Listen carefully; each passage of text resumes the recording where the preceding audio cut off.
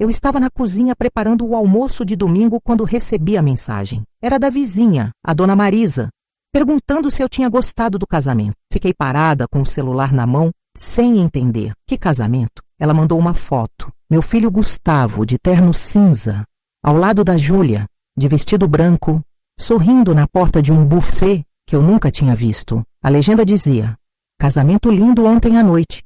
Ontem à noite. Meu filho tinha se casado e eu não sabia. Não fui convidada. Nem sequer fui avisada. Sentei na cadeira da cozinha porque minhas pernas não me sustentavam mais. Olhei aquela foto. O sorriso dele, a felicidade dela, os convidados ao fundo.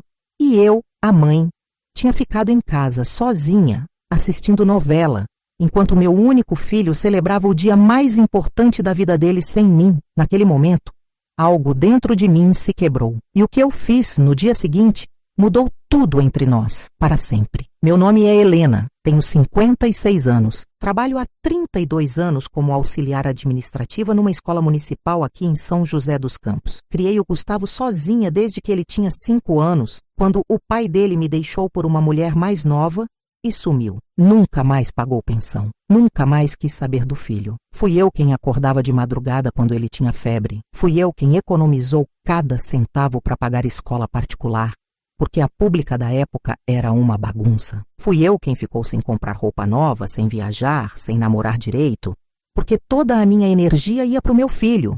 E olha, eu não me arrependo. Não mesmo. O Gustavo sempre foi um menino bom, inteligente, educado, responsável.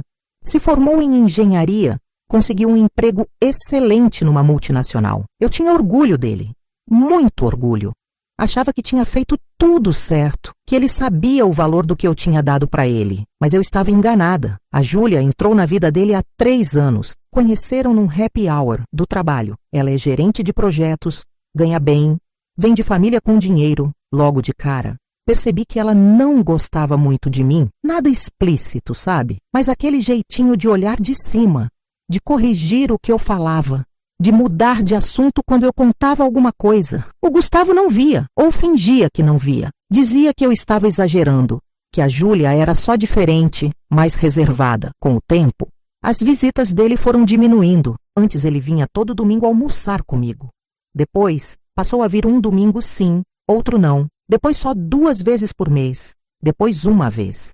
Até que parou. Eu ligava. Ele atendia rápido, sempre com pressa. Tô no trabalho, mãe. Tô numa reunião, mãe. A gente conversa depois, mãe. Mas o depois nunca chegava. Quando ele me contou que ia noivar, há 1 ano e meio, fiquei feliz. Fui no jantar de noivado que eles fizeram num restaurante caro no centro. Cheguei arrumada, com o meu melhor vestido, um azul marinho que eu tinha comprado em promoção. A mãe da Júlia estava lá, de salto alto e conjunto de linho bege. O pai dela, de blazer. Os tios, os primos, todos bem vestidos, rindo alto, pedindo vinho caro. Eu me senti pequenininha naquele lugar. A Júlia mal olhou para mim a noite toda. Me cumprimentou no começo. Um beijinho rápido no rosto e pronto. Nem me apresentou para os amigos dela. Fiquei sentada na ponta da mesa sozinha, comendo em silêncio enquanto todo mundo conversava. O Gustavo estava ocupado, circulando entre as mesas, recebendo parabéns. Não veio falar comigo nenhuma vez. Voltei para casa naquela noite me sentindo invisível. Depois disso, quando eu perguntava sobre o casamento, ele desconversava. Dizia que ainda estavam decidindo, que ia ser algo simples, que me avisava quando marcassem. Eu acreditei, porque ele era meu filho, porque eu achei que por pior que as coisas estivessem, ele jamais faria uma coisa dessas comigo. Eu estava errada. E o pior é que eu ainda não sabia o quanto. Quando consegui me levantar da cadeira naquele domingo, depois de ver a foto, liguei para ele. Chamou, caixa postal. Mandei mensagem. Gustavo, preciso falar com você, é urgente. Ele demorou 3 horas para responder. Oi, mãe, tô viajando. A gente conversa semana que vem. Viajando, lua de mel, provavelmente. E eu nem sabia que ele tinha casado. Sentei no sofá da sala. A casa estava em silêncio. Sempre esteve. Desde que o Gustavo saiu de casa, 8 anos atrás, eu moro sozinha. É uma casa pequena, 2 quartos, que eu comprei com muito sacrifício. O quarto dele ainda está do jeito que ele deixou.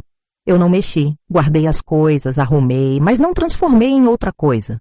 Porque eu sempre achei que ele ia voltar. Não para morar, mas para visitar, para passar um fim de semana. para sentir que aquele ainda era o lugar dele. Mas ele não voltava. E agora eu entendia por quê. Eu não fazia mais parte da vida dele. Eu tinha sido apagada, excluída, descartada, como se 30 anos de dedicação não significassem nada, como se eu fosse um peso, um incômodo, alguém que era melhor deixar de lado. Passei o resto daquele domingo chorando, sozinha, sem ninguém para me consolar, sem ninguém para me dizer que ia ficar tudo bem, porque não ia. Eu sabia que não ia. Naquela noite não consegui dormir. Fiquei deitada, olhando para o teto, repassando tudo na cabeça. Todas as vezes que eu tinha deixado de fazer alguma coisa por ele, todas as vezes que eu tinha aberto mão dos meus sonhos, das minhas vontades, da minha vida, para garantir que ele tivesse o melhor. E a única coisa que eu queria, a única, era estar presente nos momentos importantes dele. Era ser reconhecida, era ser respeitada, mas nem isso eu merecia aparentemente. Eu tinha virado um estorvo, uma mãe chata, grudenta, que ele precisava manter longe para poder ser feliz. Será que era isso que a Júlia achava? Será que era isso que ele pensava agora? Na segunda-feira de manhã, acordei com os olhos inchados de tanto chorar. Fui trabalhar porque não tinha escolha. Sentei na minha mesa, na secretaria da escola, e fingi que estava tudo bem. Mas não estava. A dona Cida, que trabalha comigo há 15 anos, percebeu. Você tá bem, Helena? Eu menti. Disse que sim. Disse que era só cansaço. Ela não insistiu, mas eu vi no olhar dela que ela não acreditou. Na hora do almoço, fui até o banco. Fiz uma transferência. Todo o dinheiro que eu tinha guardado numa poupança era para ser para uma emergência, para algum imprevisto, ou talvez para eu fazer uma viagem um dia, conhecer a praia, descansar. Mas eu nunca usava, porque sempre achei que podia precisar para ajudar o Gustavo. Se ele ficasse desempregado, se ele tivesse algum problema, sempre pensei nele primeiro. Eram 12.000 reais. Não é muito, eu sei, mas para mim que ganho 2.400 por mês, era uma fortuna. Cada centavo ali representava meses de economia. De almoçar marmita, de não trocar o celular, de consertar o fogão em vez de comprar um novo. Transferi tudo. E escrevi um bilhete, à mão, numa folha de caderno. Gustavo, parabéns pelo seu casamento. Como não fui convidada, imagino que você não queira mais a minha presença na sua vida. Então, estou te devolvendo tudo o que investi em você. Aqui estão 12.000 reais. Não é nem perto do que gastei te criando, te educando, te sustentando sozinha por 23 anos. Mas é tudo o que eu tenho. Espero que você e a Júlia sejam muito felizes. Eu não vou mais atrapalhar. Cuide-se. Mãe, coloquei o bilhete num envelope, junto com o comprovante da transferência. Fui até os Correios e mandei por Sedex. Ele ia receber no dia seguinte, terça-feira. Voltei para casa e chorei de novo. Mas dessa vez era diferente. Não era só tristeza. Era raiva. Era decepção. Era a sensação de que eu tinha sido usada a vida inteira e agora estava sendo descartada. Terça-feira de manhã o Gustavo me ligou. Eram 7h30. Eu estava tomando café.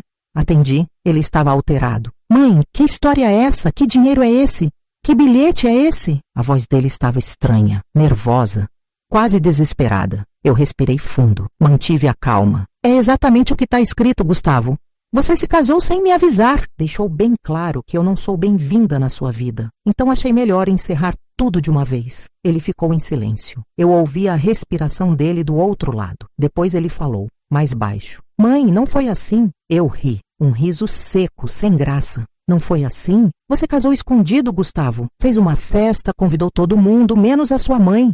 Como é que foi, então? Ele tentou se explicar. Disse que tinha sido decisão da Júlia, que ela queria um casamento pequeno, intimista, só com os amigos mais próximos e a família dela. Que ele tinha concordado porque não queria brigar. E eu não sou família?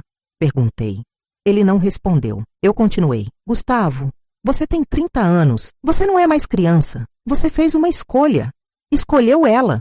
Escolheu agradar ela e me deixou de fora. Eu só estou aceitando essa escolha. Ele começou a falar mais rápido, tentando voltar atrás. Disse que ia devolver o dinheiro, que não queria, que aquilo era loucura. Eu interrompi. Não quero o dinheiro de volta. Não quero mais nada de você, Gustavo. Você deixou claro qual é o meu lugar na sua vida. Nenhum. Então eu vou respeitar isso. Vai viver sua vida com a Júlia. Seja feliz. Mas sem mim. Desliguei. Ele tentou ligar de novo. Não atendi. Mandou mensagens. Não respondi. Desliguei o celular e fui trabalhar. Os dias seguintes foram estranhos. Eu me sentia vazia, mas também aliviada, como se um peso tivesse saído das minhas costas. Eu tinha passado tantos anos tentando manter aquele vínculo, tentando ser presente, tentando agradar, que tinha esquecido de viver a minha própria vida. Agora, de repente, eu não precisava mais fazer isso. Não tinha mais ninguém para quem eu precisava provar nada. Na quinta-feira, a dona Cida me chamou para tomar um café depois do trabalho. Fomos numa padaria perto da escola. Sentamos num cantinho. Ela olhou para mim com aquele jeito sério dela e perguntou: "O que aconteceu, Helena?" Eu contei tudo. O casamento, a exclusão, o dinheiro, o bilhete. Ela ficou boquiaberta. "Você fez isso mesmo?" Eu confirmei. Ela balançou a cabeça incrédula. "Eu não acredito que ele fez isso com você." Eu dei de ombros. "Fez. E eu cansei de aceitar desrespeito." Ela pegou na minha mão, apertou. "Você fez certo. Eu sei que dói, mas você fez certo. E sabe de uma coisa?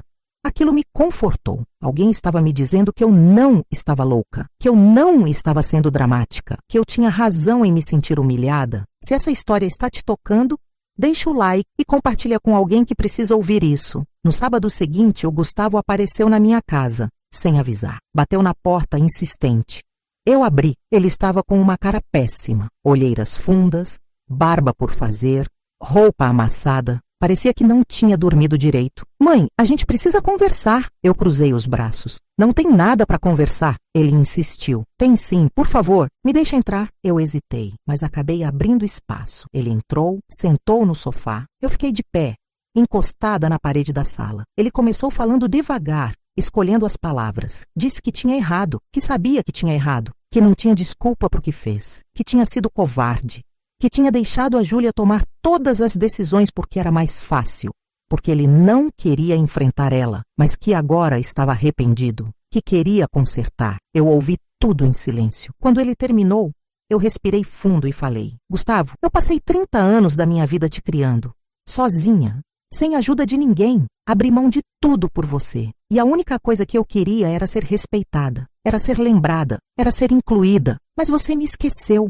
me apagou, e agora quer consertar porque está com peso na consciência?" Ele baixou a cabeça. "Mãe, eu sei que machuquei você. Eu sei que não tem volta. Mas eu não quero perder você. Eu não quero que a gente fique assim." Eu senti um nó na garganta, mas não deixei as lágrimas caírem. "Você já me perdeu, Gustavo. No momento em que você casou sem me avisar, você me perdeu. Agora você vai ter que decidir se quer me reconquistar. E vai ser difícil, porque eu não aceito mais migalhas." Ele ficou me olhando, os olhos vermelhos. "O que eu preciso fazer?" Eu me sentei na poltrona de frente para ele. "Primeiro, você precisa entender o que você fez. Não é só sobre o casamento. É sobre anos de distância, de desprezo, de me tratar como se eu fosse um peso.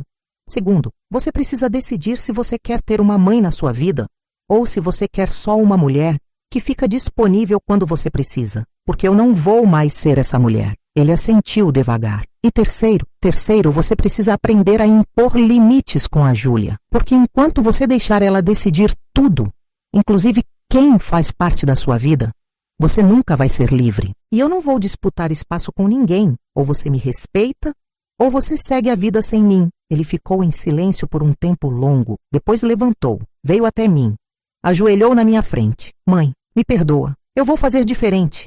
Eu prometo." Eu coloquei a mão na cabeça dele. Passei os dedos no cabelo dele, como fazia quando ele era criança. "Não quero promessas, Gustavo. Quero atitudes." Ele abraçou minhas pernas, escondeu o rosto no meu colo e chorou. Chorou que nem criança. E eu deixei. Porque no fundo, ele ainda era meu filho. Mas eu não ia esquecer o que tinha acontecido. E não ia aceitar menos do que eu merecia. Depois daquele dia, as coisas mudaram. Devagar, não foi da noite para o dia. O Gustavo começou a me ligar com mais frequência. Não todo dia, mas algumas vezes na semana. Conversas curtas, mas sinceras. Perguntava como eu estava, o que eu tinha feito, como estava o trabalho. Passou a vir me visitar de novo, uma vez por mês no começo. Trazia a Júlia junto. A Júlia, curiosamente, estava diferente, mais educada, mais atenciosa. Não sei se o Gustavo conversou com ela, se ela percebeu alguma coisa, ou se foi só culpa, mas ela fazia questão de me cumprimentar direito, de puxar assunto, de me incluir nas conversas. Eu não acreditei muito no começo. Achei que era fingimento, mas com o tempo, percebi que ela estava tentando. Um dia, ela me chamou para tomar café, só nós duas. Eu aceitei.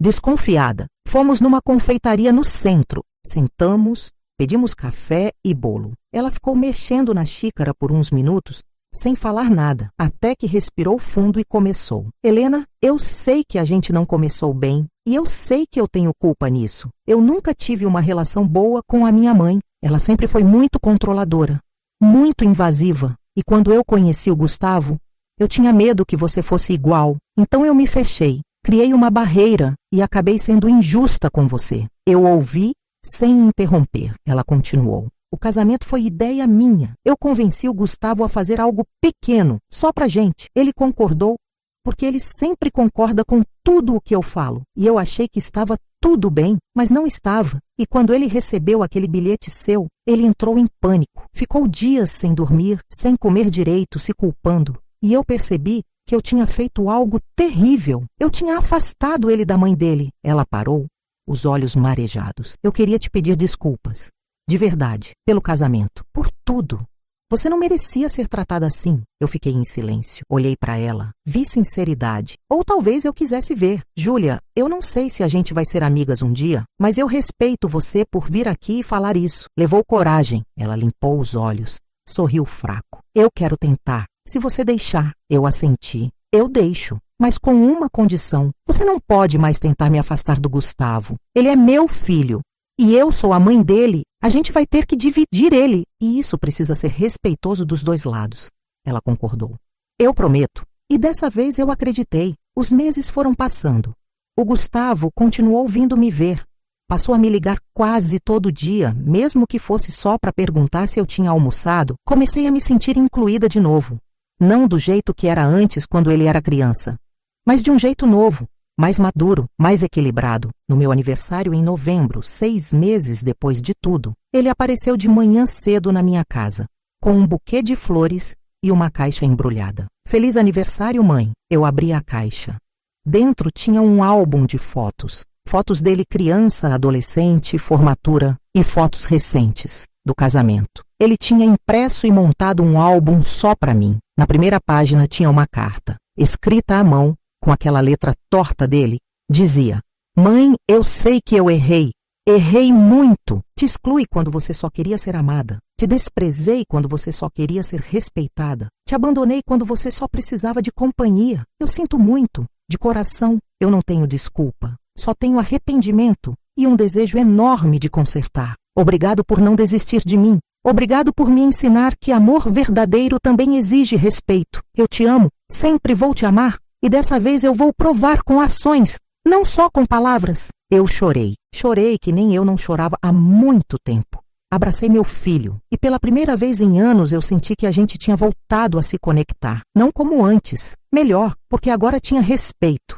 Tinha limite. Tinha verdade. Isso já aconteceu com você? Conta nos comentários. A vida seguiu. O Gustavo e a Júlia compraram um apartamento novo, maior. Me convidaram para ajudar a escolher as cores das paredes, os móveis. Comecei a ir lá jantar uma vez por semana. Às vezes levava uma sobremesa, outras vezes só ficava conversando. A Júlia passou a me ligar também.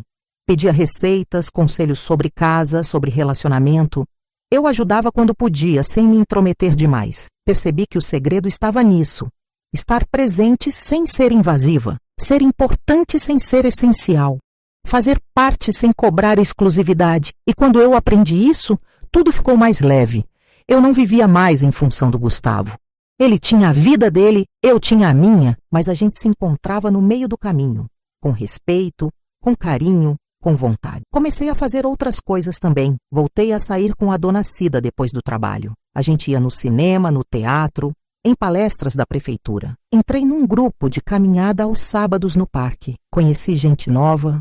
Fiz amizades, comprei um celular novo, aprendi a usar melhor as redes sociais. Comecei a me sentir mais conectada com o mundo. E sabe o que eu percebi? Que eu tinha passado tantos anos sendo só mãe que tinha esquecido de ser Helena. A mulher que gostava de ler, de dançar, de conversar, de rir. Aos poucos, ela foi voltando. E quando o Gustavo me via assim, mais leve, mais feliz, ele sorria. E eu via orgulho nos olhos dele. Orgulho de mim. Do jeito que eu sempre quis ver. 1 ano depois do casamento, em setembro, a Júlia me ligou. A voz dela estava diferente, emocionada. Helena, eu preciso te contar uma coisa. Eu tô grávida. Meu coração disparou. Grávida? Júlia, que notícia maravilhosa. Ela riu nervosa. Eu tô com medo. Não sei se vou ser uma boa mãe, mas eu queria que você soubesse e queria que você fizesse parte disso. Se você quiser, claro. Se eu queria. Eu queria. Muito. Mas eu não ia me jogar de cabeça sem limites. Júlia, eu fico muito feliz e eu vou estar aqui sim. Mas do jeito que vocês quiserem. Eu não vou ser aquela avó que invade, que decide, que critica. Vou ajudar no que for possível, mas respeitando o espaço de vocês. Ela suspirou aliviada. É exatamente isso que eu quero. Obrigada. Nos meses seguintes, acompanhei a gravidez de perto. Ia com ela em algumas consultas quando ela pedia. Ajudava a escolher enxoval, a montar o quarto do bebê. Sempre esperando ser chamada, nunca me impondo, e funcionou. A relação entre a gente foi ficando cada vez melhor. Ela passou a me ver não como uma ameaça, mas como uma aliada. O Gustavo também mudou. Ficou mais presente, mais atencioso, mais consciente. Passou a fazer questão de que eu participasse das coisas. Me chamava para almoçar, para jantar, para passar o fim de semana na casa deles.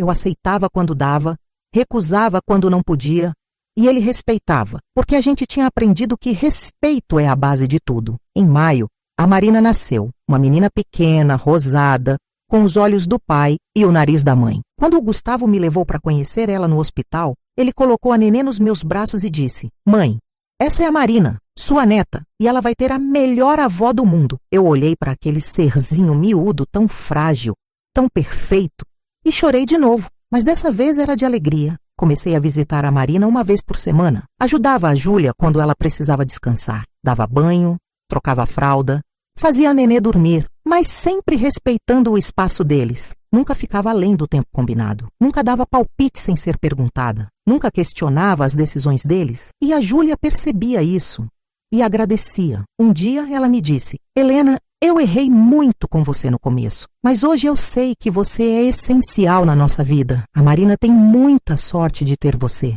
Eu abracei ela, apertado. "E eu tenho sorte de ter vocês, de ter sido incluída de novo." E era verdade. Hoje eu tenho 58 anos. 2 anos se passaram desde aquele domingo terrível.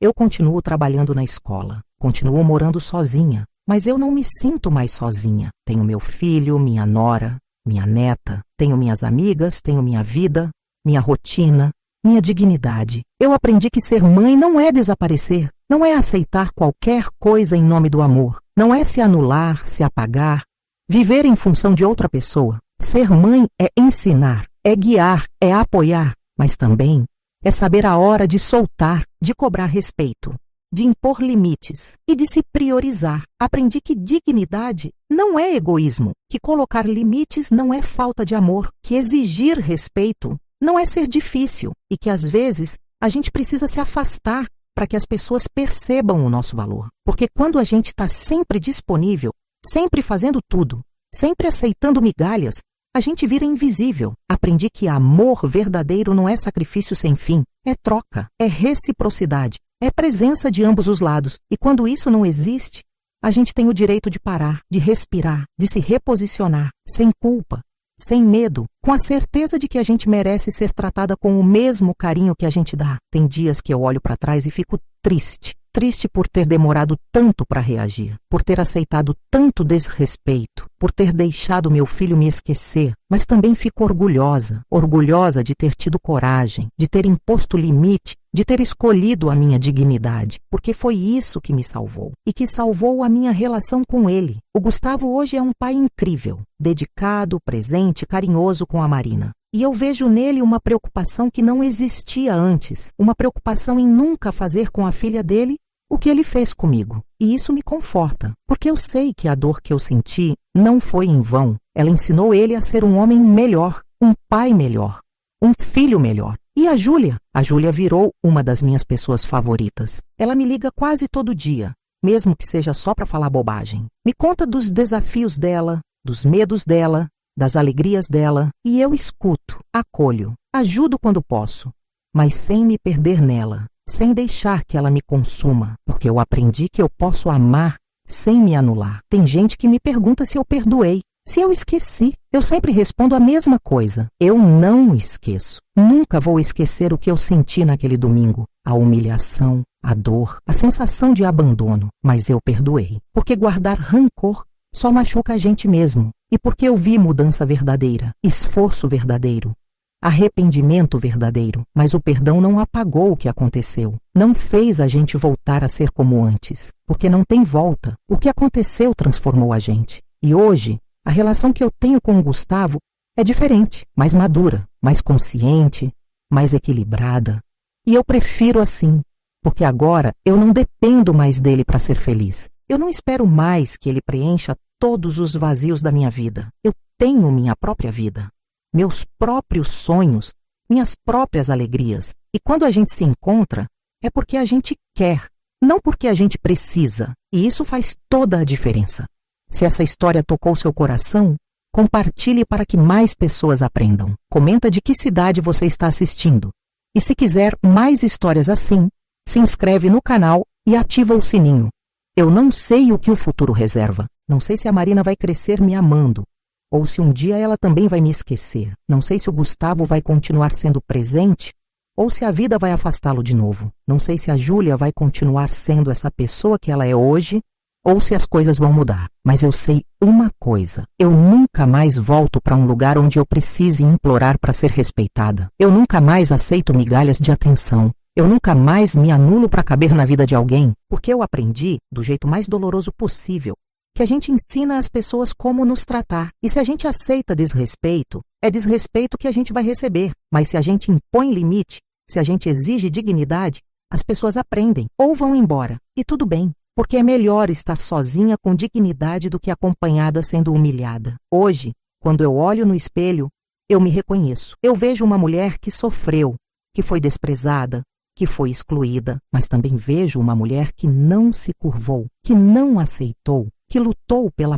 própria dignidade. E isso me enche de orgulho, porque eu poderia ter ficado calada, poderia ter engolido a dor, poderia ter fingido que estava tudo bem, mas eu não fiz isso. Eu reagi e mudei a minha história. E se você está passando por algo parecido, se você está sendo esquecida, desvalorizada, excluída, eu quero te dizer uma coisa. Você não é obrigada a aceitar. Você não precisa se anular. Você não precisa implorar por amor, porque você merece respeito, você merece consideração, você merece dignidade. E se as pessoas ao seu redor não entendem isso, talvez seja a hora de se afastar, de respirar, de se priorizar. Não é egoísmo. Não é falta de amor, é autocuidado, é autorrespeito, é a certeza de que você vale mais do que as migalhas que estão te oferecendo. E quando você se posiciona, quando você impõe limites, duas coisas podem acontecer. Ou as pessoas vão mudar e te valorizar de verdade, ou elas vão embora. E nos dois casos, você sai ganhando, porque você não perde quem te respeita. E quem não te respeita,